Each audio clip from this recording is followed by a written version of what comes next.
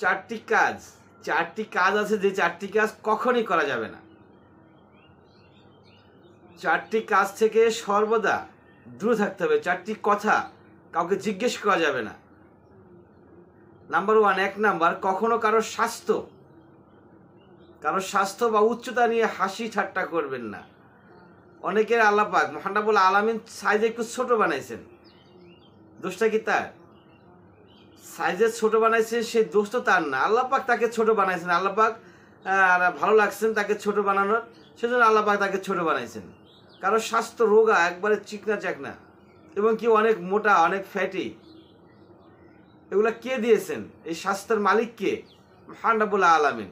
তো তাকে নিয়ে যখন আপনি হাসি ঠাট্টা করবেন, তখন এই হাসি ঠাট্টা মহান রব্বুল আলামিনকে নিয়ে করা হয়।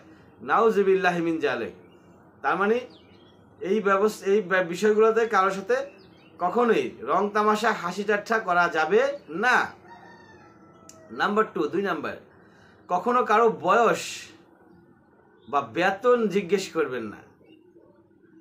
তো দেখা যায় একটা সমাজে একই সাথে চলাফেরা করতেছে 10 জন, কারো বয়স 25 বছর, কারো বয়স 35 বছর। তো এখানে বয়স জিজ্ঞেস করা হইলে হয়তো কেউ লজ্জা পেতে পারে যে বয়স তার কম, সে বড়দের সঙ্গে চলাফেরা করতেছে, আবার বয়স তার বেশি, ছোটদের সঙ্গে চলাফেরা করতেছে, এটা নিয়ে সে কষ্ট পেতে পারে।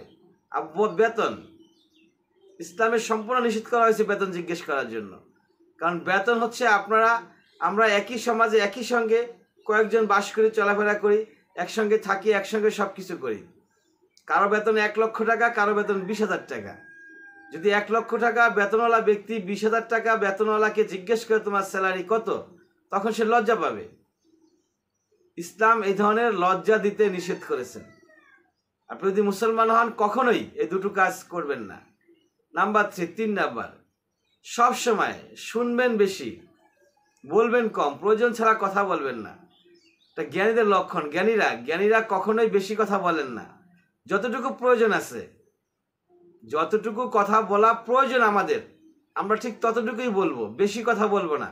বেশি কথা বলা, অবান্তর কথা বলা, কথা বলতে গিয়ে একটু পাণ্ডিত্য জাহির করা, নিজেকে পণ্ডিত মনে করা, এবং কথার ভিতরে কিরকম যেন একটু ভাব, মানে একটা অহংকার নিয়ে আসা, এগুলা ইসলাম সম্পূর্ণভাবে নিষেধ করেছেন। নবী মুহাম্মদ সাল্লাল্লাহু আলাইহি ওয়াসাল্লাম এই লোকগুলাকে অপছন্দ করেন, যারা প্রয়োজন ছাড়া কথা বলেন, অনর্থক কথা বলেন। এবং সর্বশেষ নাম্বার 4, 4 নাম্বার, যেখানে আপনাকে আমন্ত্রণ করা হয় নাই সেখানে ভুলেও যাবেন না। অর্থাৎ যেখানে গেলে আপনার সম্মান পাচ্ছেন না, আপনাকে যেতে বলা হয় নাই, বা কোনো একটা অনুষ্ঠান আছে, কোনো একটা প্রোগ্রাম আছে যেখানে আপনাকে নিমন্ত্রণ দেওয়া হয় নাই, সেখানে আপনি ভুলেও যাবেন না। গেলে আপনার কি হবে? সম্মানে হানি ঘটবে। অর্থাৎ আপনাকে তারা পছন্দ করেন না, সম্মানিত মনে করেন না, সেজন্য তারা আপনাকে ইনভাইট করেন নাই। তো সেজন্য সেখানে আপনি ভুলেও যাবেন না। এই কাজগুলো যদি আপনি করতে পারেন, ইনশাআল্লাহ তাআলা মহান রব্বুল আলামিন আপনার সম্মান অবশ্যই ইনশাআল্লাহ তাআলা বৃদ্ধি করে দিবেন। ওয়া আখির দাওয়ানা আলহামদুলিল্লাহি রাব্বিল আলামিন।